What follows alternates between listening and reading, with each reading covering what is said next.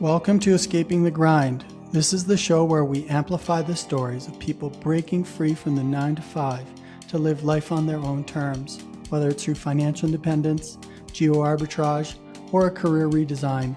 We're here to document the journey of building a life you don't need a vacation from. I'm your host, Sully. Let's dive in. Welcome to Escaping the Grind, everyone. I am your host, Sully, and I am actually perched in the Andes Mountains here in Medellin today, where I'll be here for another 5-ish weeks before I skip to another continent. Today's episode is really exciting and inspiring. After a 14-year career in broadcasting, news, and marketing, Julie Rose transitioned a sabbatical into a permanent lifestyle. Now a full-time nomad and Mexican resident, she is combining Barista FIRE, financial independence, and geo arbitrage. I'm excited to learn about her journey, the reality of solo travel, and the mechanics of life on the road, which isn't always simple. Julie, welcome to the show. I'm really excited to get to know you today. Well, thanks, Sully. I'm happy to be here. So before we jump into the interview questions per se, can you just let everyone know where you are beaming in from today? I'm actually, at the time of this recording, I'm in El Salvador. I am steps away from a volcanic sand beach. Um, Beautiful palm trees, ocean waves, infinity pool next to me. So that's where I'm headed after this. Wow, tough life. Okay, well let's start with your backstory. I've checked it out online, but why don't you tell us who you were and who you're becoming in this life transition? Yeah, I mean, I used to be one of those hamsters in the wheel. I think, like all of us, have been programmed to be. um, the rush through college, get the job, don't really enjoy any of it, just start making money and collecting the things and doing the adulting stuff that you're supposed to do. I was on that path. Yeah, basically working since I was 15, and of course, bigger and better jobs along the way, more or less, with a few layoffs along the way. But yeah, I collected the house. I filled up the house. And, to fast forward a bit, which I'm sure we'll dive in deeper as the episode goes on, but to fast forward a bit, in 2020, I think all of us were maybe doing some soul searching. And I kind of realized, hey, I did the corporate ladder. I did the house in the yard and the white picket fence, so to speak. And I don't feel, on paper, I'm successful, but it doesn't feel that way, because where I get the most fulfillment is really from traveling and discovering who I am outside of all that mess. That's where I feel really most myself and the most curious and the most like a child again, down to my essence. And I thought about how can I make that my permanent reality, because having a house and maintaining that is expensive, and then traveling a lot and maintaining that is expensive. So I thought, if something's got to go, let it be the house and all the things. And that was 2020. It's kicked me off into this global nomadic lifestyle, and now, what maybe started as what could have been a 1 year experiment is now going on 6 years. And so when you run into people while you travel, and they, as always, ask, "So what do you do? How do you tackle that one?" Well, the hardest question is, where are you from? Or yeah, because I typically answer the United States, and then they're like, "Well, where?" Like, do you want to know where I was born? Do you want to know where I used to live? Do you want to know where the government thinks I live? Because it's all a different answer. And the reality is that none of it feels like home anymore. And if I were to answer, if the question was, where have you spent the most time in the last 6 years? Well, that answer is Mexico, and more specifically Mexico City. So I relate more to Mexico City as a home, but then also it doesn't quite answer the question, where are you from? So I would say that's the hardest thing. But when I'm asked, what do you do? I typically just say, well, I have a travel business. And that's a pretty vague way to put it. Hmm.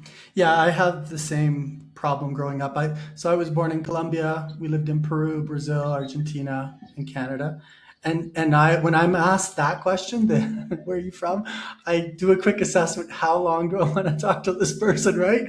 Do I give the short answer or do I give the interesting answer that might lead to Yeah. more? So yeah, totally relate there.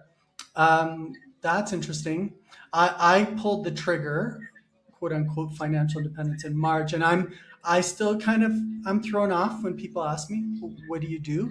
And I found that I just lean on consulting because I do a little bit of consulting here and there, Hmm. but Yeah. it's I'm still cut off, or caught off guard in terms of that identity because that's what they're checking for. Is who are you? Yeah. Tell me. They're checking Um, for how can I relate to you? Do we have anything in common? And yeah, I sometimes give a different answer too based on how much I want to engage in a certain scenario, how much time do I have? And lately I've been saying I have a travel business, but other times I've said, oh, I'm semi-retired. Other times I've said I'm on a sabbatical. Other times I've just said, um, yeah, I've used consulting too. It varies, whatever I feel like in the moment. I've also noticed, and I won't dwell on this too much, in kind of Western countries, there's a quicker ask of that. Where I'm here in Colombia, and that comes up much later, like that question. I don't know if that's the same over in Central America or Mexico. Do you find it? Yeah, I feel like I'm not asked that as much Hmm. anymore based on where I am. And yeah, actually, that's true. I haven't really thought about that in a while. But Hmm. the number one question I get is always, where are you from? Yeah. Cool. You might have answered this already, but I read somewhere on your blog where you said you can finally prioritize yourself. Who or what were you prioritizing before? Was it mostly your work as you just described, or was it other things? Yeah, I mean, I think when you think about it, 40 hours a week, most of your waking hours are sort of dedicated to the, your employer, the best of your creativity, the best of your mental energy, you're most alert and awake. And then even when you're not actually on the clock, you're still kind of expected, at least in our culture, to be on or somewhat tracking your emails and maybe like on call or somewhat aware of what's happening. And even in my old job, I'd sometimes be expected to work outside of those normal hours if there was some sort of emergency happening. So your employer takes a lot out of you. And I found myself, one, my time is being taken away, my attention was being taken away, my best creativity was being taken away, my most creative self. And I just really felt that was super unfair because why do they get the best of me? Why do they get most of my time and my effort? And now, I mean, I think I do I work for myself now, and sometimes that means actually making money, but sometimes that just means I'm doing something that I'm passionate about and giving that project, that um, effort, whatever it might be, the best of me and my full intention. And I think that's really special. And I think it's super unfair that our employers are expected to take 40 hours from us. Whoever designed that in the Industrial Revolution, right? Um, they've been sucking us dry. And I don't think we should wait until 65 or whenever that retirement age is to do the things that we are most excited and curious about. Yeah, I've found that in this year of sabbaticaling and transitioning out is I remember it wasn't just what you said, it was the energy at the end of the day. The tank was empty.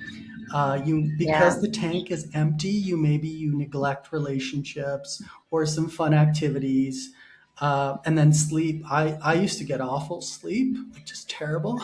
I'm sleeping like Yeah. 7+ hours now because I'm not waking up at 2 a.m. worrying about what this colleague is saying or doing at work to undermine you or whatever, right? So there's like extra layers of unaccounted for value that we are also giving up as well. And it's so nice Yeah, to I'll like, right? totally validate that. Just well-being too. The when you're so drained at work, I found myself sort of like neglecting the gym or like reverting to those activities that took the least amount of brain power, which was probably like sit on the couch, watch Netflix, and open a bottle of wine instead of going to the gym or doing something social that got me out of the house. That took a little bit of extra energy and a little bit of extra intention, but I was so drained at the end of the day that I didn't have it left in me anymore. And now, sure, I still have days where I have like really full days, but they're full of the things that I chose, the 8 hour hike to the waterfalls or whatever, something like that I really enjoy. So in that case, I'm happy to drain my energy, but they take the best of us. And it's a shame because we have more to give than everything to our employers. Especially kind of like once you hit your 40s, this is kind of your prime time, right? You're and so you're giving that up, and I don't think it's actually properly valued in the labor market, because you kind of hit 50 plus. That's where disease starts to creep in and all these other things. So that is la creme de la creme, and I don't think it's properly valued, and I don't think the labor market understands that at that at that level, people should start to maybe have more flexible schedules, or something to compensate for that trade-off. Um, yeah, the way I kind of explain it is I was going, in Star Wars or one of those sci-fi movies where the lights are just going by, and when I quit, everything just came to a standstill. It was just this weird thing going from full throttle to like calm, and almost like an awkward silence you got to kind of navigate. So, yeah, totally resonates. Yeah, one of the things that I hear sometimes here and there is, oh gosh, if I quit my job or I retired early, what would I do with myself? And they can't really imagine having that much time on their hands. But believe me, you can fill up your days. And then I'm in the position now that I'm like, man, if I could never actually go back to a full time job because I would not like one it's a little bit like how when you go to school you graduate, then many years later you're like, oh, should I go back to school, and then you just think like, how I can't imagine like going to lectures and doing writing essays and doing homework. Yeah, I don't have time for that. Like that's how I feel. Like I don't have full time for a full-time job. I got enough like hobbies and interests, and the work that I do sort of on a part-time basis. um yeah, I'm like, believe me, you fill up your time if you have any interest at all. That is. Yeah, the other thing I've been experiencing is, and I heard this somewhere else, but I think I'm experiencing this, is you kind of you become one with your role. You become one with your role, and like you wear it with the badge of honor, and you become very tied to it. And so like when you're divorcing that role, when you're pulling yourself apart, it's opening up these other parts of you that were suppressed for a long time. And so what I'm finding, my wife has said this. She's like, "You're so much more fun to be around. You are so much more calm. You're more patient." Right. So reverting back to who you were before you became like entwined with your role, and it's so nice, right? Because these things that you might have been super tense and not fun to be around are tied to these other things that dominate your life. And now as you pull them away, your true personality per se comes back, which is so interesting, right? It have is. you, have you found that? Has that, I think you've been on your journey for what, 4 years ish? Yeah, I quit my full-time job in 2021. So, yeah, I mean, I guess I've never really had anybody around me for to make that assessment, but I would say sure. I would say yeah, for sure. Like I'm not chronically stressed anymore, and some of the outward symptoms that we were talking about, like better sleep and um, higher well-being. Like my weight is so much better than it used to be. Like I'm, I'm not stress eating and things like that, like rewarding myself after a long day, that kind of thing. So overall, like my well-being is higher, but I'm sure that translates into like my mental mood and people being around me experiencing that. Yeah. I was telling my wife we've gone from me measuring revenue, targets, customer, staff satisfaction to measuring sleep, steps, weight. Same as you. So since March, since I stopped, I have dropped 12 pounds. Can you believe that? Wow. It's Yeah. crazy. So That's so quite a there's lot in a short amount of time. yeah, I'm eating these beautiful Colombian avocados every day, protein rich diet. I cook a lot more because I have time. Like these are all these kind of like silent benefits that you can take advantage of. So yeah, let's just jump into maybe switch gears to the Barista Fire piece for the audience, because the whole goal for me, selfishly, is I now have time for relationships and network. So I want to get out there and meet people like you and build a network. But I realize that I have many friends and colleagues and other people in the hamster wheel grinding it out who need these inspirational stories. And so for folks who may not have any idea about what a barista fi situation is, can you just explain what it is and how did you decide it was the right fit for your new lifestyle? Yeah, and there's a lot of misconception about this, and it's probably based on the name. So the Baristify, it's a branch of the financial independence retire early movement, and there's obviously multiple ways to do it depending on how much you've saved.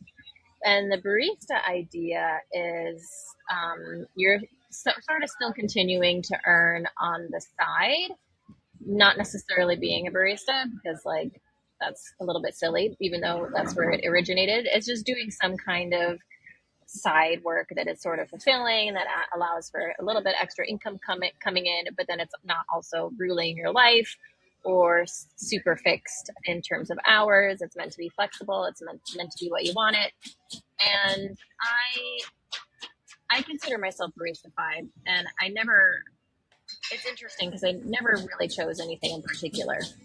I just decided in 2017 when I got laid off and I lost my job, um, that I wanted to never be in a place of financial insecurity again. Um, I found myself sort of collecting unemployment benefits and thinking like, if I don't get a job like now, then I don't know how I'm going to keep this going in the next couple months. And so I got lucky. I did get that job, but as soon as I got that, I was like, okay, we're gonna change some things around here. And I I started saving, started investing, started side hustling, did a whole bunch of stuff, and just thought like I'm just gonna get myself out of this hole, whatever that looks like, and wanted to see basically how what that would eventually translate into. Is this too loud? It's okay. You're on the road. Okay. Okay. You can edit that. But he's like leaf blowing. I don't know if he's going to keep going. Um, just stop me if this is getting annoying. Annoying to me. Anyway. Yeah, so my goal was really just to get out of the financial hole and get ahead. And I didn't really know how long it was going to take or what I was necessarily going to do with it. But along the way, I found myself being more and more dissatisfied with the fact that I was giving my employer all the best of me, having all of these things that I wanted to do with my spare time and having a little spare time. And then also realizing I was traveling to all these places and I was barely enjoying them because I was like stuck at my computer all day. So I decided then that I was going to quit my job and just like go on sabbatical and that I would just figure it out, whether that meant me getting another job in a year or whether that meant something else. And along the way, after about a year and a half of being unemployed, I basically had a business idea that kind of came to me from the what I was hearing around me, which was, as I was writing on my blog and as I was posting on social media, that people were saying, "Oh my gosh, I want to do that trip. Like, I want to replicate that." Or they were saying, "I want to travel with you. You do cool shit." And at the time, I was like, "Well, I could do something with this because I do have all this travel experience, and I could start booking people on trips." And then I also appreciate, you mentioned this earlier, community and connection, and it's a little bit hard to find that on the road. So if I start having people travel with me, inviting people to travel with me, then I get the best of both worlds. I get the connection, and then I get the travel. They're coming to me instead of me going back home and hanging out with people.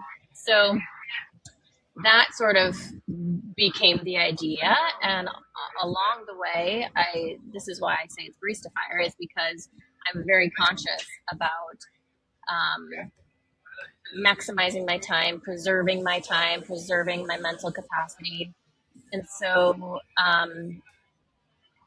I still call it part time. And even though I'm starting to get a lot more volume in, that to me that means I'm actually hiring a VA to help me instead of me giving up more of my time. And that's where I'm at now. So I have to preserve my free time and my other passions and my other interests.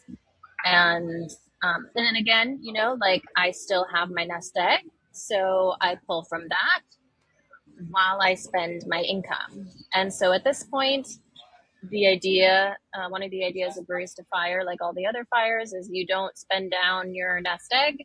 That keeps growing basically forever and ever until at some point you are spending it at that point in your age where you do start spending it. So my net worth is still going up, even though I have not put anything in for 5 years, 4.5 years, and I'm only spending what I make, and then pulling a little bit per year. So I'm withdrawing less than 4%. I think last year was maybe just under 3% that I withdrew, and this year I maybe won't even withdraw anything at all. We'll see. Yeah, that's so exciting. It's probably what I would have wanted to do, but my wife probably wouldn't have allowed me to do it. It's very courageous. I wish I could have done it earlier. But really interesting that you could take a passion, something that aligns with your values, it sounds like, and now you're seeing more and more demand, which is amazing. It shows that there's a space for building community while traveling, which is super interesting. Um, Question about these groups: how is community being built, and what are you noticing in that building process? Are these seasoned travelers? Are these first time travelers? How are they kind of joining you in that learning wherever you are, plus community building process? Like, it must be really interesting. All good questions. So the demographics of my groups really differ.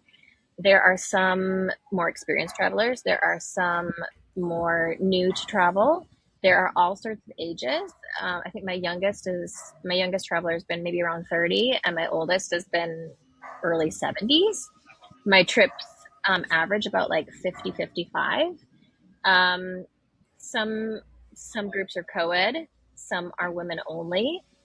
A lot of Americans, but I've also had British, German, Canadian, Brazilian, Bulgarian travelers, and they they all seem very different, right, on paper, but they all share a sense of curiosity. They share an interest in culture. They share a desire to have like an immersive experience. They are not looking for the cookie cutter somebody to do everything for them. they're looking for empowerment. And one of the key elements of my trip is I'm empowering them to travel to these places, to feel comfortable, to, of course, be there as a backup and a support system. But I want them to get to get their sea legs. Like I'm gonna hoist them up, but I want them to have their sea legs as they travel around and have that confidence. Because for those of us who travel, we know how amazing and confidence building it is. And so that's a key element. I think the other one of the other special things that really sets my trips apart is that people people have people are building their community before they even land. Um, I have a group of chats going well in advance of the trip. Everybody's participating. Everybody's getting to know each other. Everybody's not just like not just digesting what I put in there, but people are contributing and investing and sharing and getting to know each other. And so when they show up on day one, this is not just like 12 people from all different places that all different ages, who knows what they have in common. They already have identified what they have in common. And so I see these relationships forming on the ground in real life. I see friendships forming. I also do some matchmaking, like roommate situations and other things, and icebreakers and all of that stuff. So, because the idea is, if we're all interested in certain things and certain places and certain destinations and certain activities when it comes to travel, then we're going to want to travel again together. And once you've built that relationship and people start to get to know each other and they build those friendships, and at the end of the trip, it's okay. Which next trip do you want to go on? Do you want to go, like, should we sign up for Thailand? Should we sign up for Africa? Should we sign, and I see these discussions happening and I love it because at first, you know, sure, I have a blog, I have an influence, I have an online personality. I mean, it's my personality, but it's still online. And I might be a carrot to, okay, well, I like her vibe, I like her ethos, I like what she's interested in, so I'm going to sign up for the trip because of her. But that just gets them on the trip because on the trip, who cares about me? It's all of us together. It's all about the way we all come together, welcoming, sharing, supporting. That's what I see on my trips, and it just like makes my little heart melt to see kind of women coming out of their shell, and men too, coming out of their shell and really embracing where they are and getting to know each other and creating the community in real time. Yeah, you brought me back to my work days. We would call that pre-arrival community building before they arrive. That's so fun. Um, Speaking of culture, tell me about your intercultural journey. What have you kind of learned along the way? Any funny faux pas in your journey across borders that stand out? Yeah, and I guess for the audience, I'll share what that means is, um, as I said earlier, I spent most of the time in Mexico, and Mexico feels more like home the last 6 years. But what does that mean specifically is I have driven back and forth from the US to Mexico and all throughout Mexico 3 times. So I think we're at maybe 40,000 kilometers driven in Mexico. I have been to 25 out of 32 Mexican states. I have really kind of grown a following of Mexicans. And what I hear, some of the funny things I hear is, you're more Mexican than me because I have been more places in Mexico and experienced more of the things that make Mexico so unique and so varied. So that I think is a little bit funny. I get from Mexicans, oh my gosh, aren't you scared? And like, what are you doing there? That's so dangerous, and all sorts of fun stuff. Funny comments. But then the other thing that I hear a lot from Mexicans is that they just like really appreciate how I portray their country and how defensive I am of Mexico. Like whenever I hear the nonsense, like, oh, it's so dangerous, oh, it's so poor, it's so this and that, and of course there's all these nuances to that entire conversation. I have a lot of opinions about it, and I'm in staunch defense of Mexico in a lot of ways. And I appreciate that there should be another view and another opinion out there, because the media and the government has really painted an ugly picture. And I, as a, white, blonde, tall, conventionally attractive, solo female traveler, I also appreciate my platform and the ability to set the record straight that I have. Sure, I'll be frank, I run into some issues, but overwhelmingly, I have had amazing experiences and been welcomed, and I'm totally passionate about so many elements of Mexico, and that's why one of my trips is I invite people to travel with me to Oaxaca for Day of the Dead. It's an amazing cultural festival and experience, and one of the things that make Mexico so unique. And it's a trip that I keep doing over and over again. I don't often do my trips over and over again, but I'm going back for the third time in October, and I just love every opportunity that I have to kind of share this country that I've adopted as my own with other people, because Mexico, one, is not dangerous. It's not all the other myths that you hear. And it's also more than the all inclusive, it's more than the beaches. Even though they do have amazing beaches, there's so much culture and distinct. Each region has its own distinct traditions and gastronomy and different kind of backgrounds when it comes to the indigenous the indigenous people. And I'm like, I love it. And I'm now going to renew residency in January, so I will be permanent, and that means I'll always have a place to escape to when things in the US get out of control. So feel fortunate for that. Yeah, I love Oaxaca, by the way. We did a family trip there.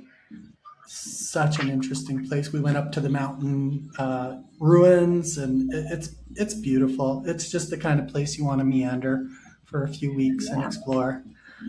Speaking of Mexico, and you choosing uh, it as your home base, can we say that?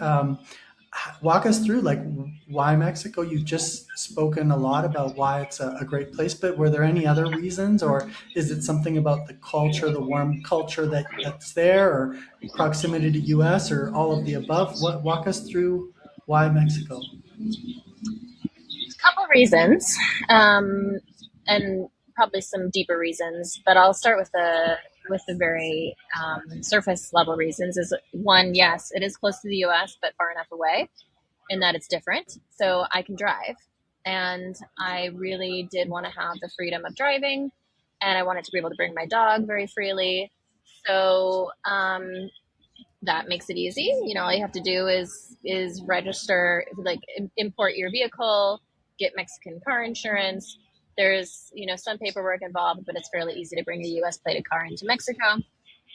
However, that comes with its own set of challenges, which I wouldn't recommend to just anybody who is like, oh, I just want to have a car in Mexico. Well, unless you're planning on driving lots of places, don't bring it. Otherwise, it's not worth it. But I talk about that on my blog. So that's that being one. I think another thing is I have been learning Spanish since I was a child, and I'm not so.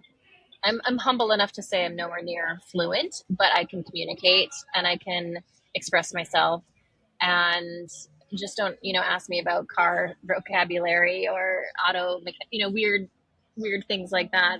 Then you really test me. But I love being immersed in a language so that I can get better and better. The Like you said, the Latin American, some elements of the Latin American culture are so wonderful, and especially the emphasis, as we've been talking, the emphasis on well-being, the emphasis on like community and having a slower paced lifestyle. One of the things I really love in Mexico City is being able to sit at a cafe outside on the sidewalk for hours and nobody's harassing you like, get off the table and we need to turn this table. And um, I really, how people hang out in parks all day, like these are things that we don't have in the US because the kids are inside playing video games, and you have to get off the table in 30 minutes and finish eating and pay. So things like that, that I love about Mexico. And I also really appreciate just the history and the culture, and it's such a misunderstood civilization back back even with the Mayans and the Aztecs. So I dig it. That's all I can say. Yeah, Colombia has a lot of similarities. One of the things I'm transitioning into and appreciating, despite this Anglo-Saxon, measurement of the time unit and the efficiency factor, is just the emphasis on relationships here over the unit of time, right? And it's Yeah. refreshing. It's nice because it kind of pulls you out of your little Anglo North American chop, chop, chop, and helps you be a Hmm. bit more present, which I really appreciate as well. Um, Speaking of time, I wanted to tap into your experience, and I've been curious about this as I transition to more time abundance. I'm not sure if you've heard of Andrew Hallam. He's the millionaire teacher, but he wrote a book called Balance, and it really struck me because he said, look, time compresses when you are in routines because it becomes very efficient. You kind of do things almost in autopilot, while it expands when you have novel experiences. And he's a big nomadic traveler himself. And he says the way I slow down time is I travel to these new places that make me think about how it functions, or confuses me because there's a new language or a new smell, and that slows down time. And he said that's his secret to slowing down time. And so my question for you: has your Barista FI nomadic travel, has it, do you feel like it slowed down your time at all? I guess, I mean, I consciously slow my time down in a couple ways. In that, when I used to travel, maybe, and I think a lot of people do this, is, oh, I'm going somewhere for a week, like that's my vacation time, and they have to hit everything in a country in a week, or everything on their list in a week. And the way that I travel is, I, your week is my 3 weeks or my month, and also it's because this is my lifestyle. This is not a trip. So I have to work in like doing laundry and adulting and just sort of resting. And so I do stay at places for much longer than the average traveler because this is part of my life, stuff, my lifestyle now. And I think I'm more conscious of time that way. Um, I also think part of that is working in moments to be bored, if that makes sense. Because I think when people are more task oriented, or they're, trying to get their things done, or they're in their routines, um, they never let their mind wander, because that's a waste of time, because they're very much like, oh, I have things to do, I have to be productive, blah, blah, blah. But when you actually let your mind wander, when you are bored, that is when you have epiphanies. That is when you can have creative ideas. That is when like the light bulb goes off. That is when um, we invent things. And I didn't mention this before, but I'm writing a memoir, and so I have a lot of time where the lazy person, like somebody might say, oh, it's lazy, she's going to go like lay out in the hammock for an hour. But my mind might be busy, having ideas and working in the background, even though it looks like I'm laying around. So I like to think that way. And when you are slowed down, and when you do allow yourself to have moments of downtime, that is when you can be actually the most productive. Well said. And it's funny, right? Because it seems that people only have great ideas when they're in the shower now, because that's the only place they can't take their cell phone, right? Yeah, Uh, yeah.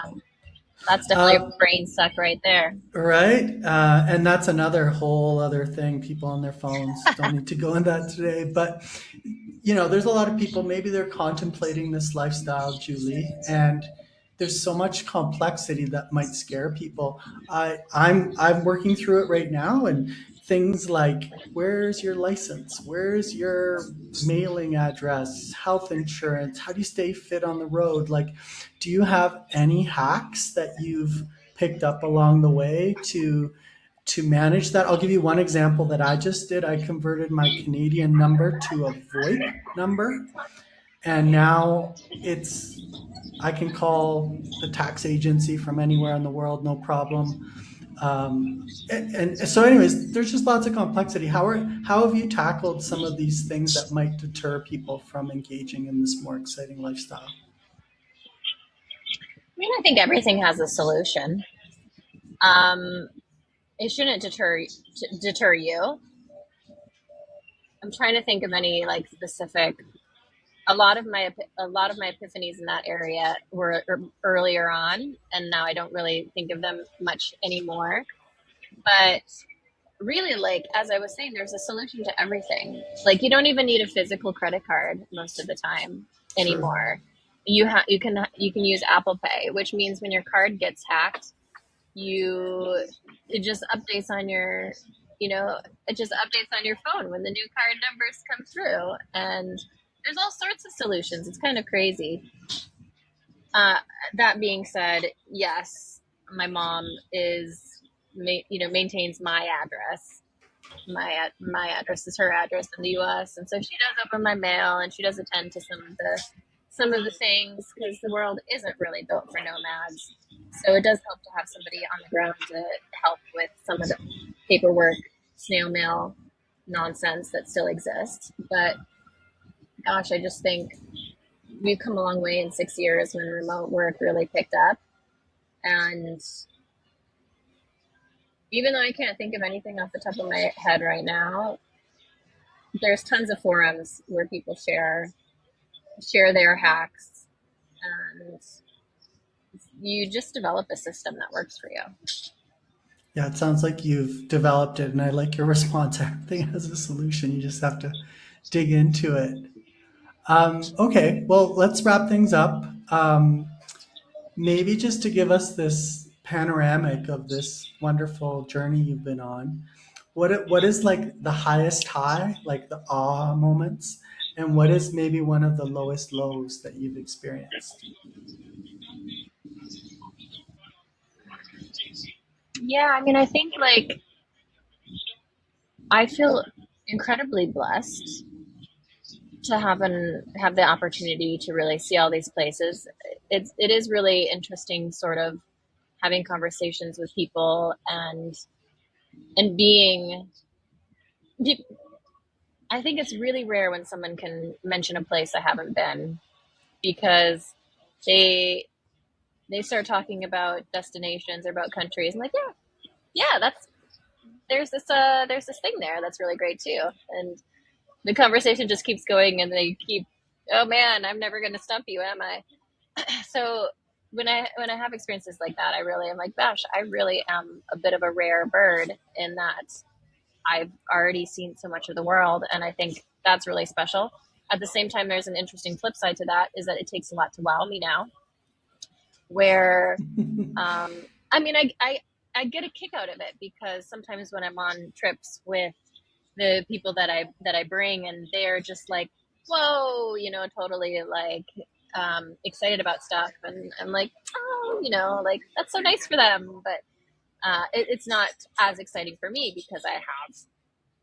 It's a little bit like, I think you get your baseline get. I mean, there's a term for this, but The like, watermark or something goes higher, something like that. yeah, yeah, like I I need I, like when you're getting a massage, and then you just have to keep like, more pressure, more pressure, more pressure, more pressure, because you have so many massages, something like that. That's what I think. But at the same time, there are a few times where I'm like, whoa, okay, that was cool. Like that you got me there, and I love it when I have those moments, and I still have those moments, just not as often. Maybe some of the lows. It goes back to relationships. Mm. It's either hard to maybe keep relationships and connections going, or there's other sort of long distance challenges. And like one of those obvious examples is that I ended a relationship not too long ago, and that was terribly heartbreaking for me. So you it's not without its challenges and it's not without its disappointments. And if you're looking for the nomad life as a magic pill, you're going to be sorely disappointed. I think want to make it clear to people that why are you choosing nomad life to run away from your existing life, or are you choosing nomad life to run towards something that you really want? And I think that's an important distinction that I've talked about before. Is I chose it because I wanted more travel, more creativity, more time for my passions, not because I was, you know, trying to run away from anything else. Yeah, I remember I did this trip. I was living in Buenos Aires. I was doing an exchange trip, and I was infatuated with Brazil because I grew up there.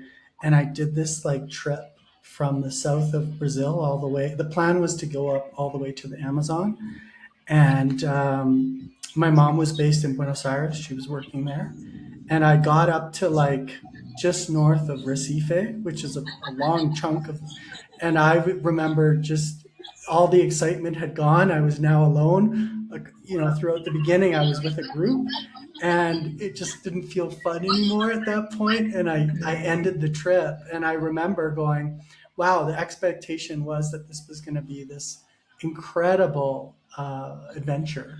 And it was, but it does get lonely at some points, and so that's a reality of just this kind of lifestyle. So yeah, completely resonates. I have three rapid fire questions for you, if that's all Oh right. dear. Sure. Um, what's your new favorite food you've tried in the last year or two in a new country?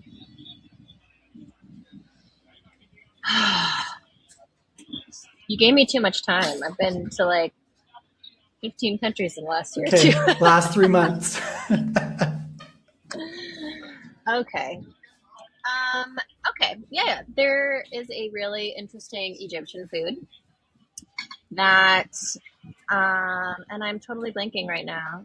It is like noodles and lentils and crunchy stuff, crunchy onions. And this is going to bother me if I can't think of it. So I'm going to look it up. It's Noodles, Egyptian lentils, comfort food.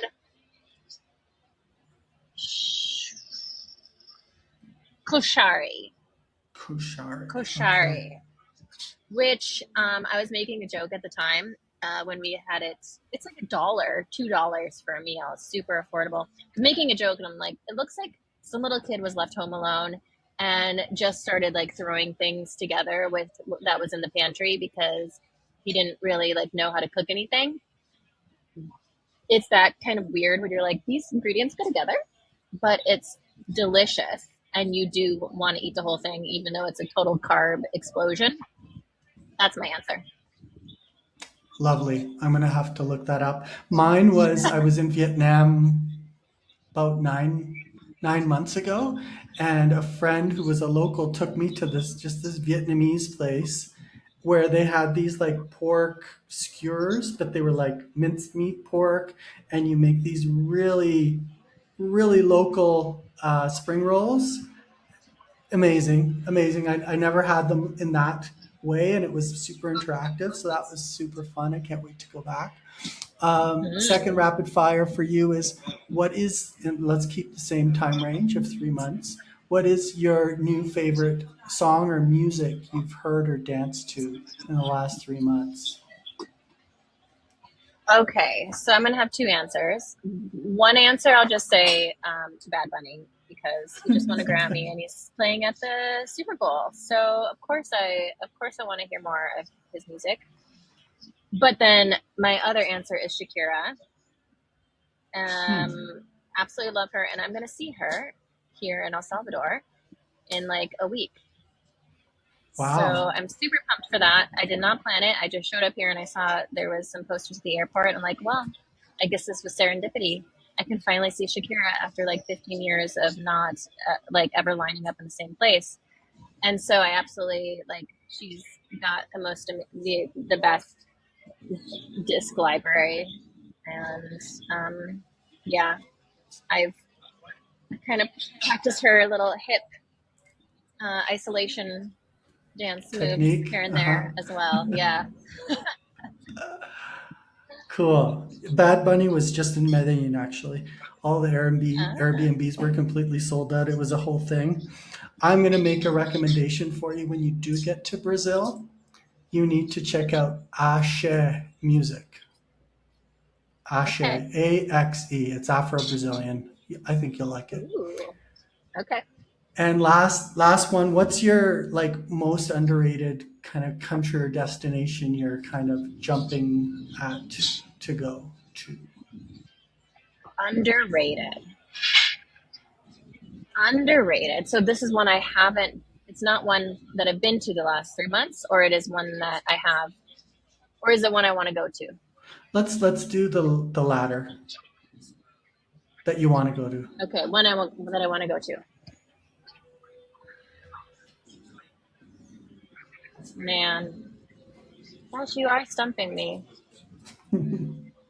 I can't think of any underrated countries. I mean, I will. Maybe I'll just say I'll give you like a little hybrid because I'm here in El Salvador, but I have more time in El Salvador. So I think El Salvador is underrated. People don't know about it really. It's not on a lot of like tourism lists, but it is a level one on the U.S. travel advisory, which is Hmm. completely unheard of almost. Very few countries in the world are even a level one. And they've really cleaned things up the last 5, 10 years. There's volcanoes, there's surf, there's cute colonial towns, there's lots of hiking, there's um, it's got a lot to offer, and it's in a small. Oh, the best coffee you'll ever drink. I mean, I've been a lot of places, and coffee's really good here, and it's because um, it's made in this volcanic soil, which I think is it kind of makes it kind of special and unique. So I'll say El Salvador is underrated. Yeah, I'll say that. I agree. I've seen some cool YouTubes of El Salvador, and I want to go as well. Mine would be Sri Lanka. I haven't been. I don't know if it's underrated, but I've just seen really cool YouTubes, and it looks like kind of flies under the radar. So I want to go there. You probably saw my blog on it. I did not, but I should check it out. Well, your question earlier, I was thinking, I'm like, I guess if we backed up to that, longer time frame, Sri Lankan food would be. I just remember like, num, num, num, num, when I was just making the sound effects because the food was so good, and I mean, it's getting more and more popular in terms of being a travel destination. But yes, again, small area, vastly different experiences, all in a little condensed spot. So you should definitely go to Sri Lanka. I will after I watch your or read your blog on it. So, well, this was amazing and insightful. I learned so much, Julie, and I really admire what you've done, and I hope I can have you in my network. And before we go, of course, maybe do you want to share where people can find you or your content? Yes. So my blog that I mentioned is juliedevivre.com, and that's the French spelling. So JuliEDEVIVRE.com. You can also get to my trips by going to minisabbaticals.com. And I call them mini sabbaticals because not all of us can be a nomad, but if we want to like dabble in it and just go on a 1 to 2 week trip, then we can call it a mini sabbatical, right?